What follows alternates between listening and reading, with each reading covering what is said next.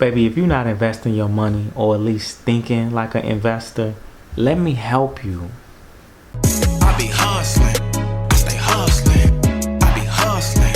What a cost is. I am Jackson, your platform partner, your hustling homie, addicted to action and making things happen. And right now we on Taking Action with Jackson. This is the platform, baby. And I want to show you how, you putting in all of this work. You work hard for your money, but it's time that you make your money work hard for you. You want to build an empire, right? You got to still invest. The same way you're investing into all of those things, your spiritual and your mental health, you also have to invest and think and invest that money smart. Now, I get a lot of women, they tell me things like they want to be like Oprah and they want to be like Beyonce with their money. And here's the thing, Oprah and Beyonce, they're practicing wealth principles. If you want to be like them, you don't just look at what they're doing in front of the camera. See, money is just a tool. I'm not trying to act like money is everything. I'm not trying to act like that because somebody got money, they better than you or they smarter than you. No, they not. They're not. They are practicing some principles and they utilizing that tool called money in a certain way, and you got the opportunity to do it too, because we all got 24 hours in a day. We all got 24 different ways to get paid. Now it's about how do you get your money to work for you, because that's the big wealth principle. Beyonce gets paid residual income. Oprah gets paid residual income too.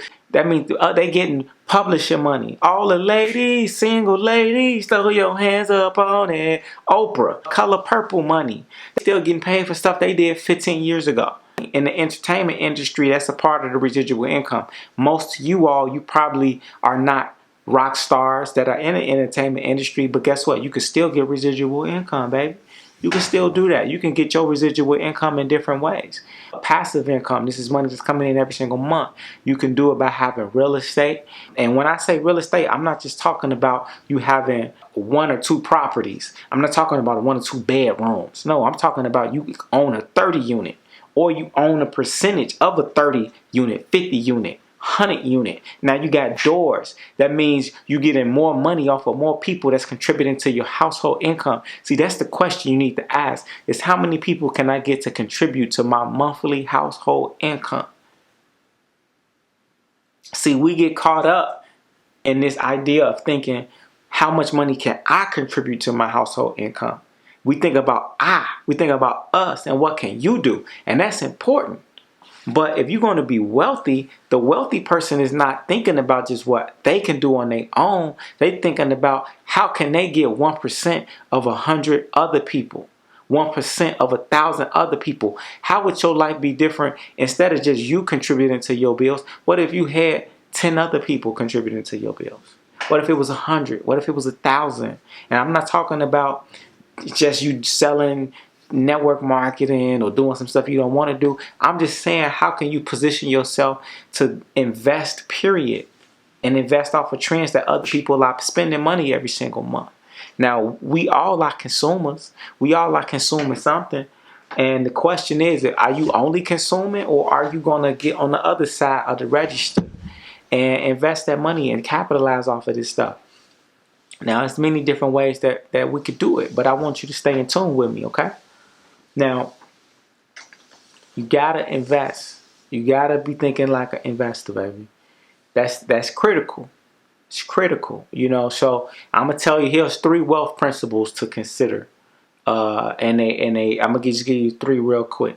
One is what I just talked about, is the residual income, right? That's when money's coming in every single month based on work you did a long time ago, right? Second is we would say a leverage group.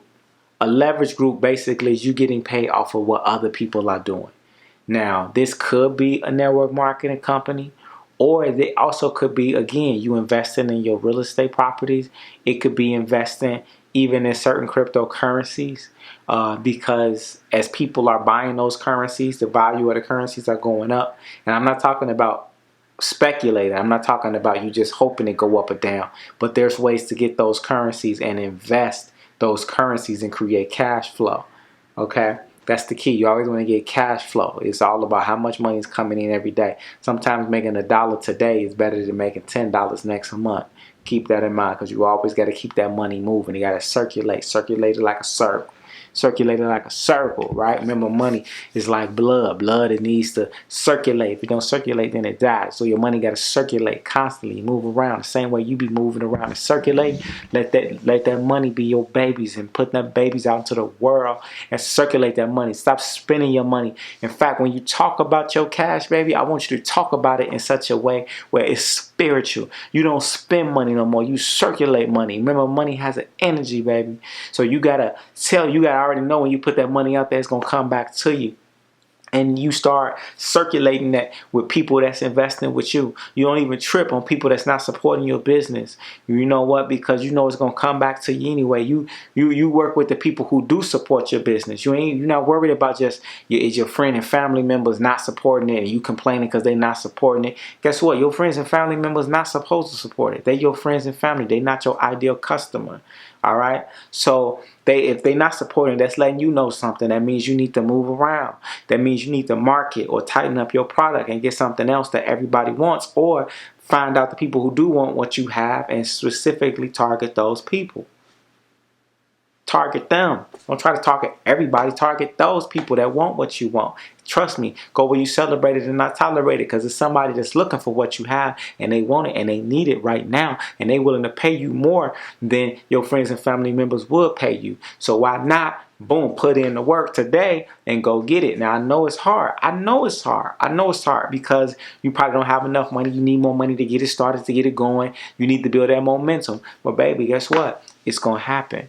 You know what I'm saying? If it's going to happen. All right, just know it's going to happen when you surround yourself by good people and you just put it out there and you're grateful for what you have. Guess what? It's going to pop, because it's just the law of the universe. That money going to circulate, come back to you, like I just said. Now, we was talking about leverage groups. Now, again, a leverage group is how many people are contributing to your household income every single month. Okay?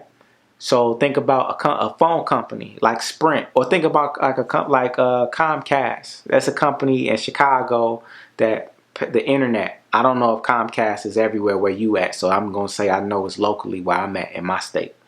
So every time, they got literally thousands, millions of people in Chicago who live in Chicago. Over 3 million people who live here. Let's say 1 million people pay. 500,000 people, let's say they have Comcast. Every single month they pay a Comcast bill. Boom, that means Comcast has a leverage group of 500,000 people in the Chicagoland area. Guess what? If 100,000 people don't pay their rent every single month, they don't pay their Comcast bill, guess what? It's cool, because Comcast still is bringing in, they got 400,000 who did.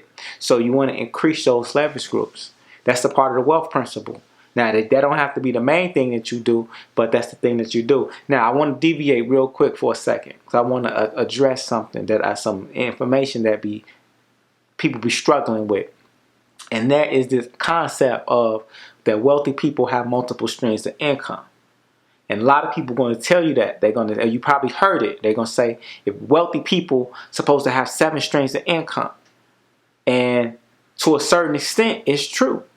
But they lied to you, because if you trying to create 7 streams of income and you're not wealthy right now, you could easily be broke for a long time, because your money is too spread out. You need, at the beginning, while you're building your wealth, don't try to have 7 different things working at the beginning. At the very beginning, you start out with one primary thing, maybe 2 things that's really pumping, and you really find whatever that one thing that's really working, and you invest mostly into that. And once that thing becomes automatic, now you start, you can start adding on other little things on the side, but you want to primarily have that one main thing, and hopefully that one thing. And I'm not talking about a job either. We ain't talking about that. We talking about wealth, and wealth doesn't come from jobs. J-O-B just means just over broke. All right, we talking about wealth. Okay, so wealthy is investing. Wealthy is no limit on your income. Okay, wealthy is based on time. It ain't even about money. It's time. It's how long can you live the life that you want to live, your current lifestyle, without having to work. That's what wealth is. Okay, if your current lifestyle is you can spend $5,000 a month or $10,000 a month doing whatever you want to do, eating the food that you eat, eating all of them damn pineapples, them fresh pineapples, all of that, all them fresh vegetables that you like to eat. You know, you like to put in a juicer. And guess what? You get all of that food. You keep on eating that food. You keep that same budget every single month, and you don't have to work. If you could do that for 6 months and you don't have to go to work, guess what? That's 6 months worth of wealth. 5,000 a month times 6 months, that's $30,000 you got in the bank. You got 6 months worth of wealth. So that's good. But let me tell you though, baby, again, like I said, right now, if you got $1 million in America, really you damn near broke. You damn near broke, because you got to remember, when you got $1 million, again, you paying taxes. So you know, depending on how you got your money set up, so you may have to, they're gonna determine how much money in taxes you got to pay. They're gonna try to take damn near 50%. You know, but there's ways you can get write-offs, as you already know, where you can, you know, whether you own real estate or you own businesses, and you write off those expenses that you have. That way you can keep more of your money. Okay. So this is why it's good to be a business owner and an investor, because now you can write off this money. All right.